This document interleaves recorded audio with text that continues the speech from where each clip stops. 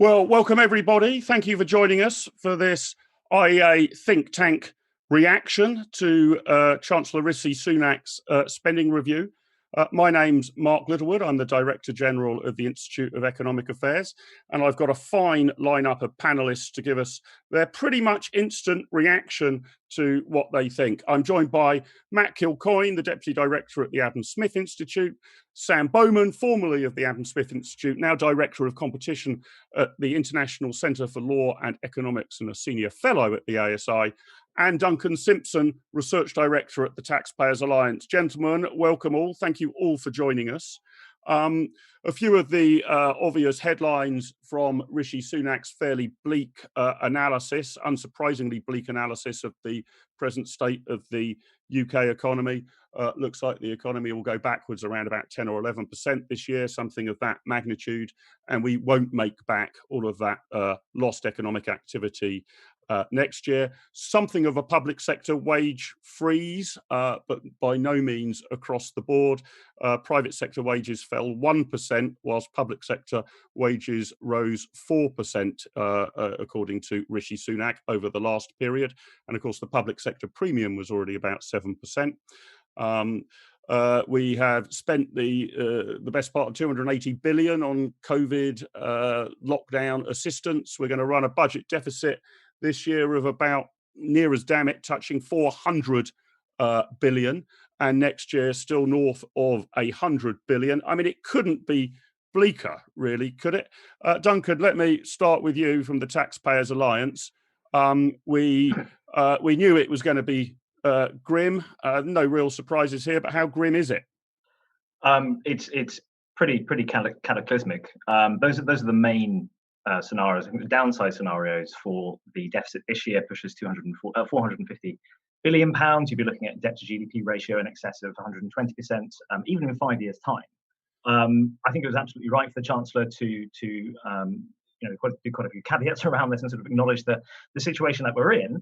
Having said that, having gone through that kind of quite necessary preamble and then actually commit to an extra 55 billion pounds in departmental resource spending next year is just laughable. I think there are some decent elements contained within that, something we've been acknowledged many times previously, as well as other groups, in terms of a public sector pay freeze is quite appropriate for the majority of those in the public sector. Obviously, there are exemptions for some NHS workers. I think that's absolutely right to do. To flag it in terms of fairness and equity is quite appropriate when you consider, for example, that the forecast of private sector employment now compared to the forecast in March is 1 million people will be unemployed in the private sector compared to a few months back. So I think that's quite reasonable, added to which their proposal for a reduction in foreign aid spending to 0.5% of gross national income compared to the statutory requirements of 0.7% is again quite appropriate, although it is admittedly a slight of hand with the Chancellor's lamentable idea for a levelling up fund, which is crony capitalism writ large potentially.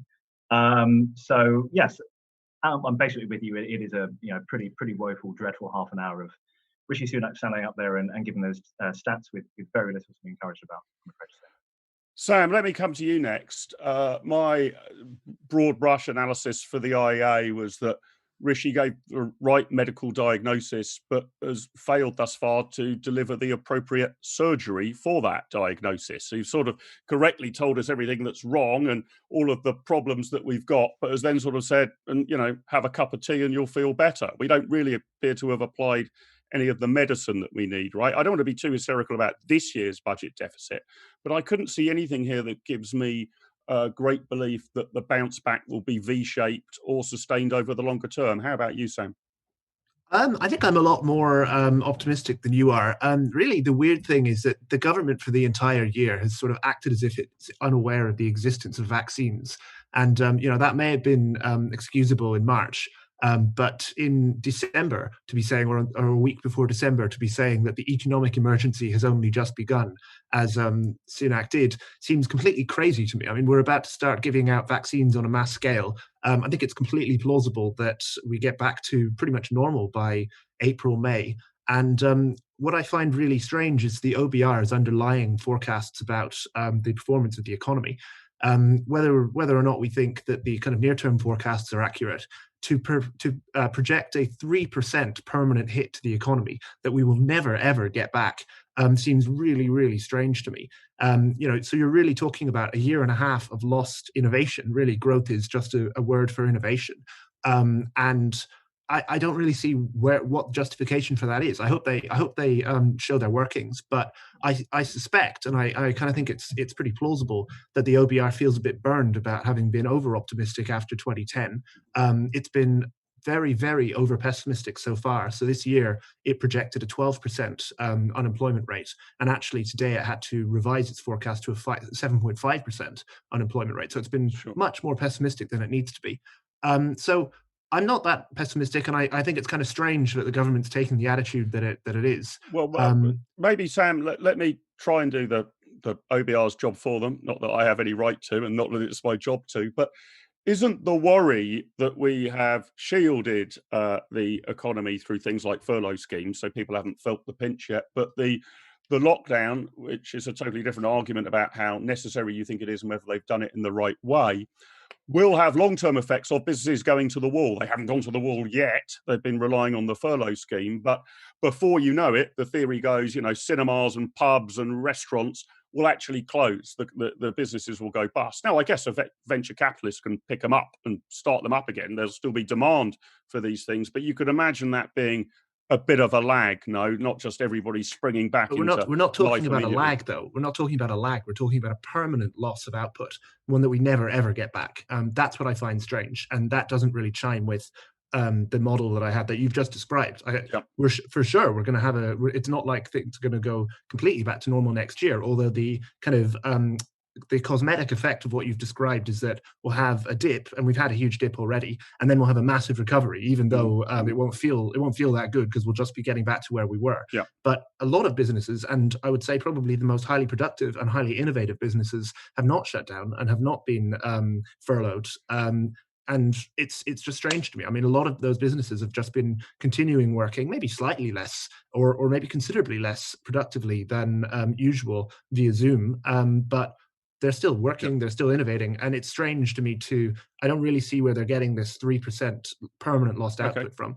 On growth, on debt, I am not worried about debt at all, by the way, and I think it's a very dangerous thing for kind of people like us who worry about high taxes to talk too much about debt right now. The reason is that most of the groups that are really pushing the kind of worry about debt, worry about the deficit line this time, unlike in 2010, are ones that expect tax rises to make up the difference. I think they're probably right. I think the mood of the country is much more focused on tax rises as a way of closing the deficit than spending cuts. And I would much, much rather we use growth to close the deficit. And I think that should be the focus of people like us. If we do go for tax rises, and if there is kind of premature attempts to close the deficit, and remember, our borrowing costs are unprecedentedly low right now.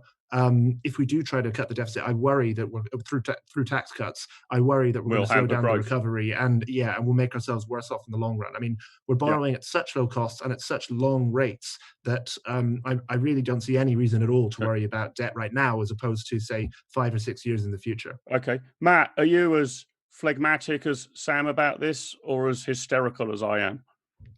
I somewhere between the two.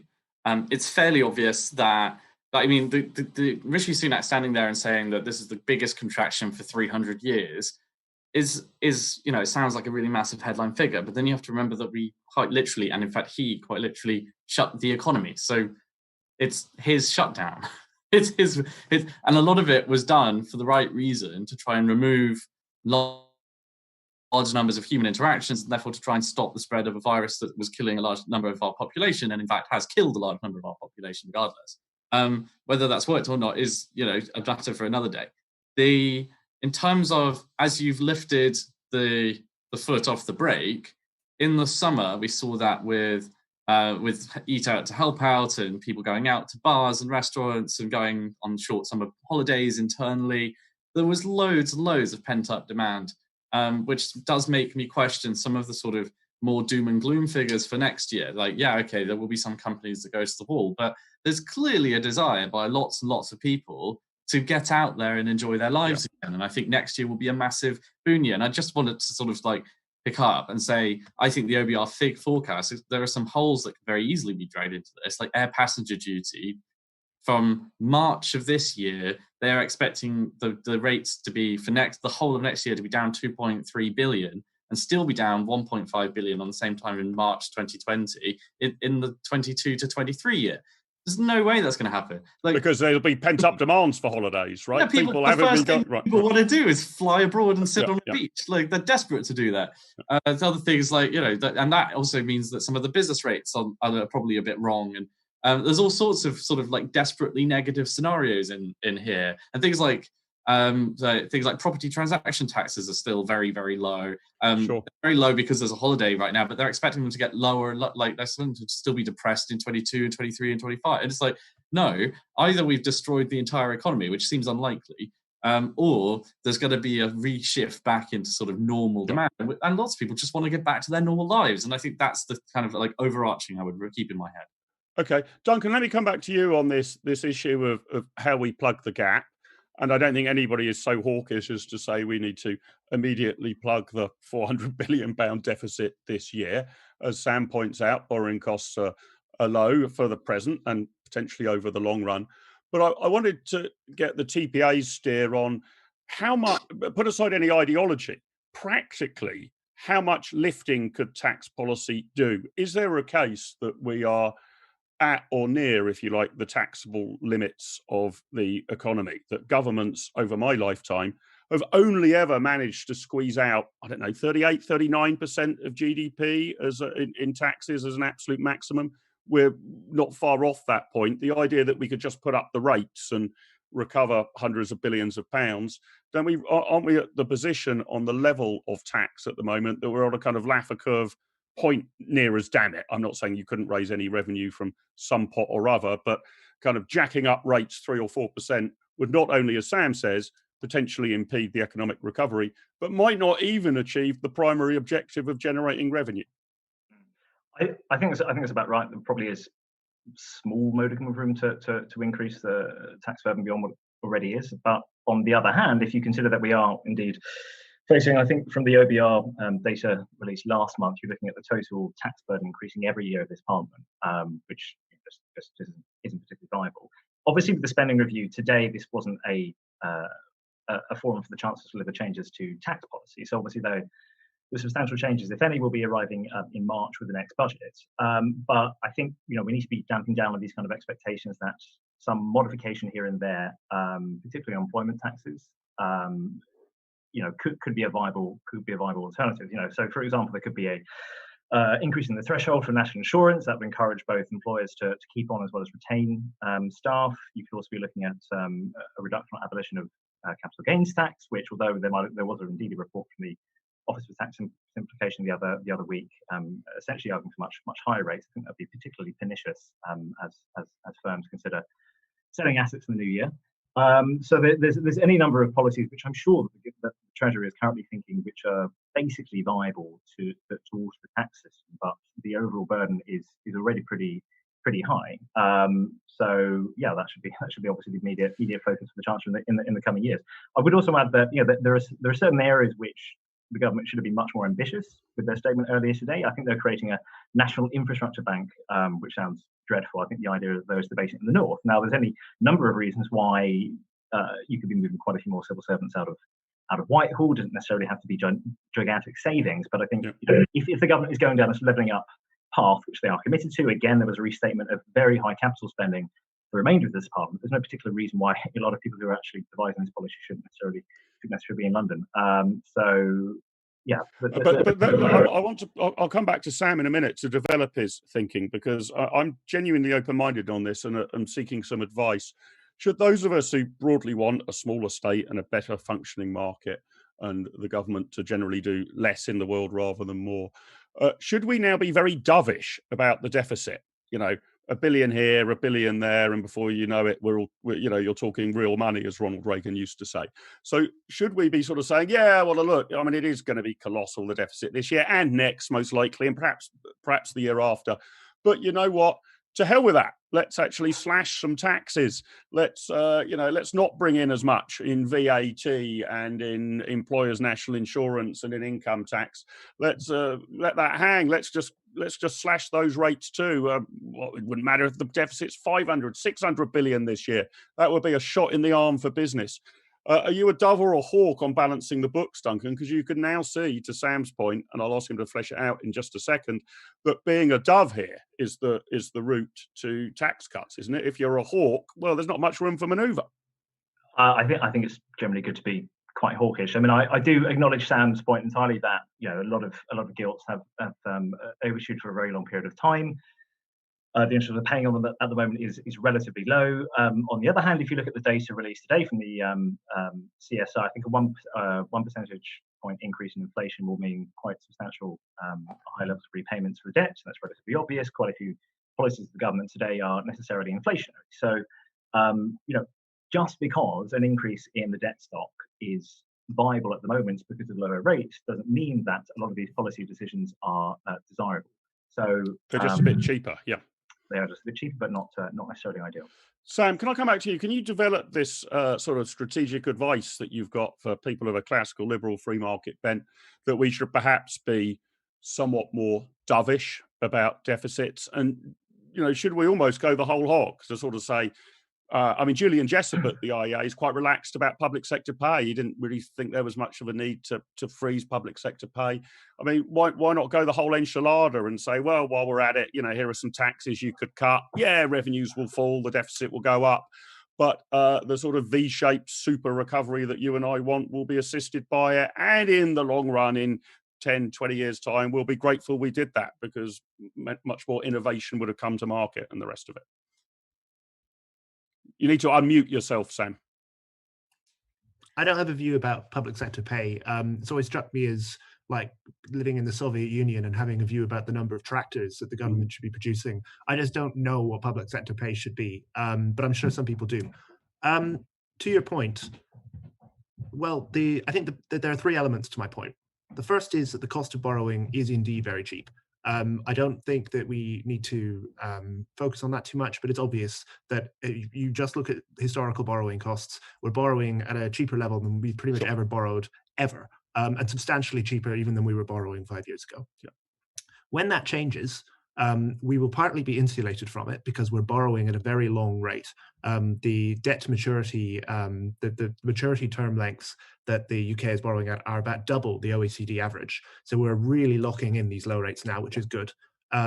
When that rate does rise, it will be because the global economy is improving. So we should expect tax receipts and things like that to increase. So all these things are reasons to be relaxed about debt. Yep.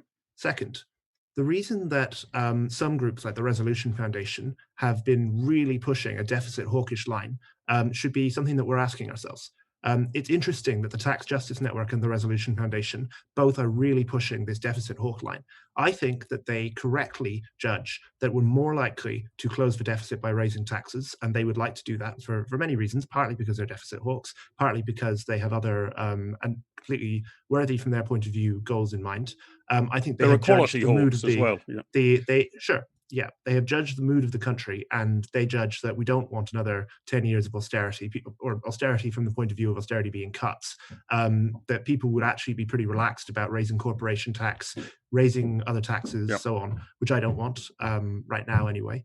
And third, I think there's a huge appetite right now, more so than there really has ever been, for growth policies, for pro-growth policies. And I think there is no better group than the sort of people watching this, appearing on this, to give those pro-growth policies to the British people. And they may be much more open to kind of radical pro-growth policies, some of which involve tax cuts, some of which involve planning reform, other things like that. And I think that mixing our messages by focusing too much on the deficit rather than saying closing the deficit is a consequence of the growth that we will try to give you seems to me to be a much cleaner message, and one that's much more in tune with the kind of upbeat and kind of hopeful feeling that I really expect we're going to be seeing in a few months once over 60s have been vaccinated, once everybody here is queuing up for their vaccination and people want to boom in the 2020s. To me, it's a very, very different world to 10 years ago, when I think it was right to use spending cuts to close the deficit. Okay, Matt, are there some obvious, if you like, free hits that groups like the Adam Smith Institute, the IEA, the TPA, and others can put on the table? I mean, there are trade-offs obviously involved in tax. You know, perhaps we should be dovish and advocate some tax cuts. But do you think Sam's right? Might there be a big appetite for proposals which basically come free in economic terms, possibly not in political or electoral terms, that supercharge growth, that think tanks like yours and mine should be putting on the table and in front of a ready, keen, possibly even desperate audience? I think to sort of like to answer that question, we need to understand what's happened, right? So the public sector has had a relatively good ride over the past 12 months. Yeah, lots of people have had to do a lot more in their jobs, but they've had job security and their pay has actually increased and is projected in some instances again next year to now increase. And Rishi Sunak has promised lots of people pay increases in the public sector. In the private sector, they've had their revenue restricted, they've had their ability to work restricted, they've had their innovations restricted.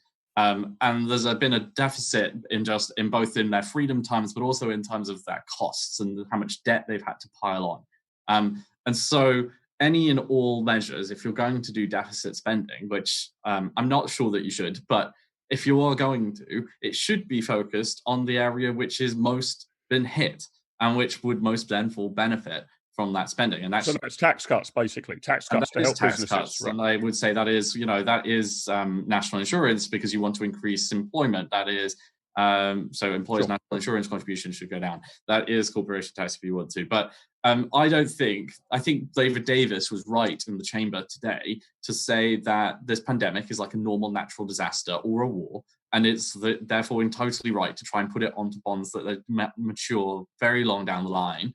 But that to increase or to create a structural deficit by massively increasing public spending is a mistake, because it actually reduces your ability in the long run to then borrow for those massive moments that you need it. Because let's be honest, the world is not as secure as we thought it was 20 years ago, and there may be a war in 10 years' time, and you're going to need that. It's the old Warren Buffett line, right? That when the tide goes out, you see who's swimming naked. And if the overall structural points are weak, then being hit by a black swan event, and I wonder and worry a bit that it's obviously very difficult to disentangle, but you've got the hit from COVID, the pandemic, the lockdown on the one hand, and you've got the sort of underlying structural problems in our spending anyway. Even if this pandemic had never happened, there are still longer term problems about pensions and all of the rest of it, and the trajectory for debt. But Matt, before I bring Duncan back in, because I want your ideas for what the Chancellor should do in March, accepting that his remit today was on spending, not on the sort of entire recovery plan.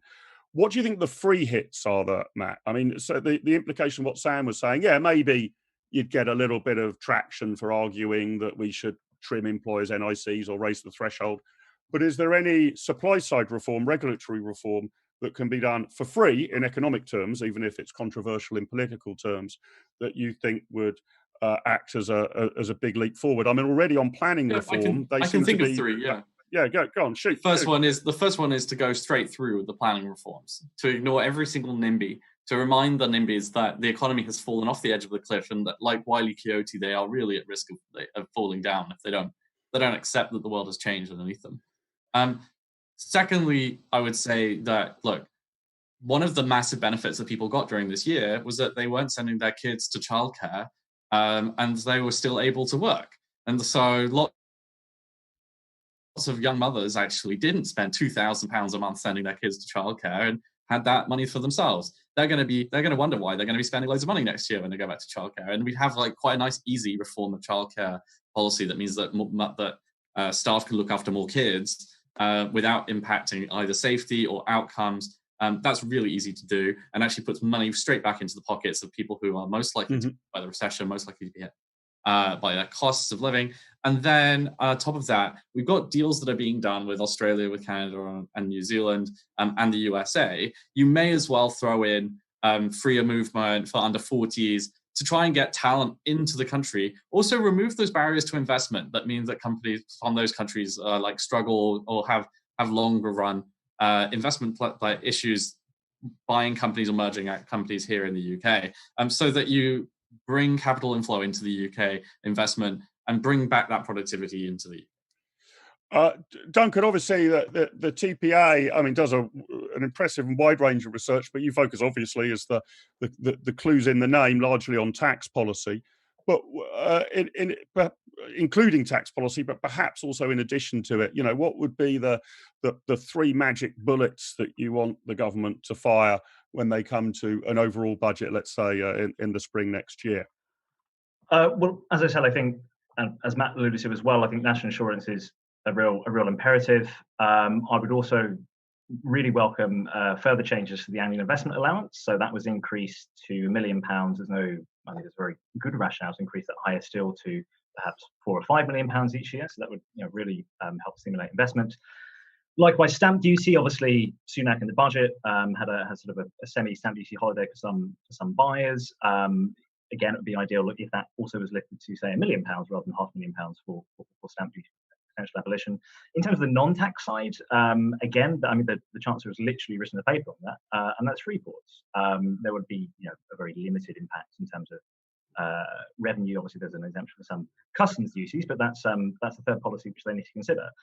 That said, overall, it's not particularly encouraging. We've spent the last few days releasing quite a few stories and bits of information which look at a panoply of government spending in central government and local government alike. And it is particularly jarring when the Chancellor and other ministers will be getting up to the dispatch box and relaying this message of we're all in this together. It's particularly tough for the government, for public sector workers, and yet there's this temerity to misspend money time and time again. So we'll be focused on that relentlessly and calling that out. But I think there's ready-made policies which the government has gone halfway to doing from the March budget. And there's good reason to continue that in a few months' time. Sam, let me come back to you and your cheery optimism about all of this.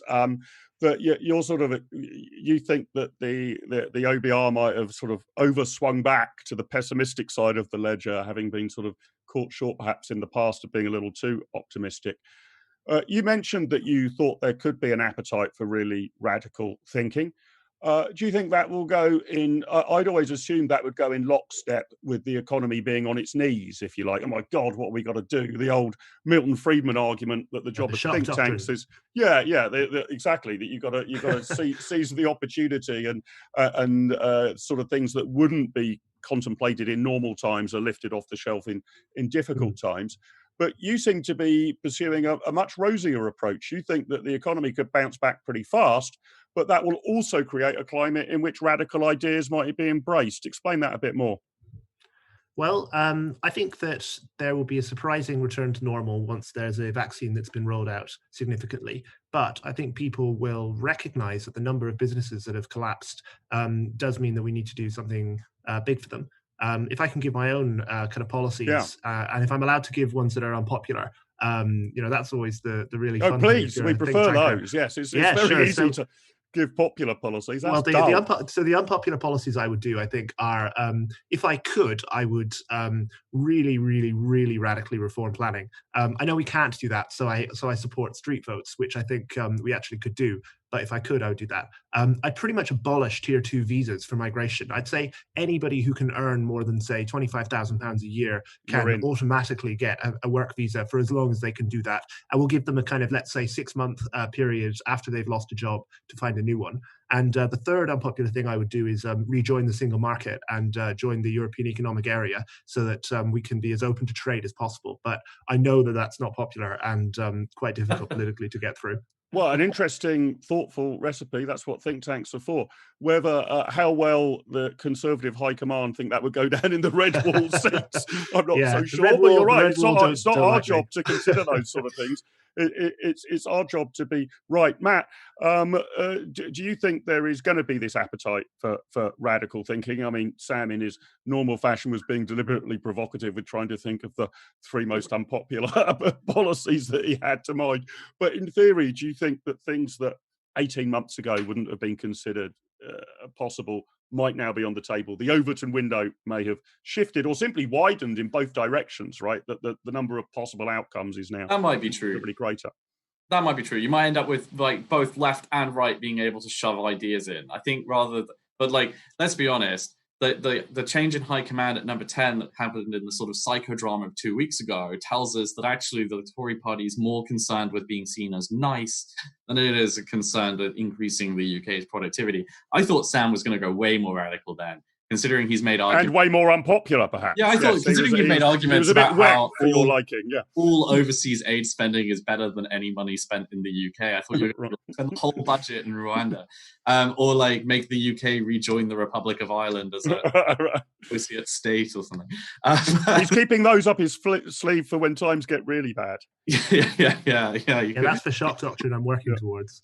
The UK just joins Munster as Ireland. But in terms of I think that there's going to be some really good appetite for different ideas that come from everywhere, because there's a lot of people who are desperately looking for policies to support new ideas. And actually, one of the things that has happened, which I didn't think was going to happen for quite a while because of the 80-seat majority, is that there are backbench MPs that are pretty miffed about the direction of different policies and now also different personnel at the top of the 10, who they don't owe any loyalty to, and who have got involved with policy making because it's been done on the fly very, very quickly, and want to make a name for themselves. So I think there's an element to which actually you've now got 150 new MPs that you can start to target with cool ideas. So a little bit of optimism there. So radical thinking is in. Let me wrap up by asking each of you the question I ask my guests on my Live with Littlewood show each Wednesday evening about how optimistic you're feeling about the next 2 or 3 years, and whether that's changed in light of what the Chancellor said at the dispatch box today. Duncan, let me start with you. So we're looking over the forecast period really to about 2023. From 0 to 10, how optimistic are you? So I think I've done a few of these shows before, and I think I maybe started at 5, went down to a 4. Yeah, you don't have to be consistent. You can make this up as you go along. Don't worry. But I'd probably say a 2 now. I mean, I understand Matt's point in terms of there are new MPs with mixed caucuses and limited alliances, but ultimately the time for radicalism was the day after the election. And that didn't happen. That was the time when Johnson sauntered through the front door with an 80-seat majority, and now there's return of this green stuff. It's unrelentingly bleak. I know I am basically always the most pessimistic person when I come onto the show, but it's a whole lot worse now, Mark. So probably a 2 from me. Down to a 2. Okay, well, I started with you because I thought you'd be the bleakest. So let me go to the person I suspect will be the most optimistic, which is Sam. What's your number and why, Sam? And has it changed in the last week or so? Has it? Yeah, in the last 2 weeks. Thanks to Big Pharma. Thanks to Big Pharma. Yeah. Thanks to Pfizer and Moderna, it's a 9. And the government. Are you joining me on your doorsteps at 8 p.m. on a Thursday to give a round of applause to major profit-making pharmaceutical big companies? Business. Absolutely, yeah. I mean, the government's definitely doing what it can to drag that 9 down. But the only show in town is the vaccine. We've got an amazing vaccine that's going to get things back to normal very, very soon and save a lot of lives. And more than one, God. Right? The joys of competition. God. And more than one. The joys of competition, absolutely. And thank God for that. So however much ruin the UK government wants to add to the nation, Pfizer and Moderna have really just thrown the table over. And it's going to be a great year. Well, there you go. However bleak Chancellor Sunak was, he only dialed down Sam's optimism from a 10 to a 9. So that's a 2 and a 9. What about you, Matt? Where are you on the spectrum? I was going to guess you were going to be in the middle, but it's almost certain that you will be, given the first 2 numbers are a 2 and a 9.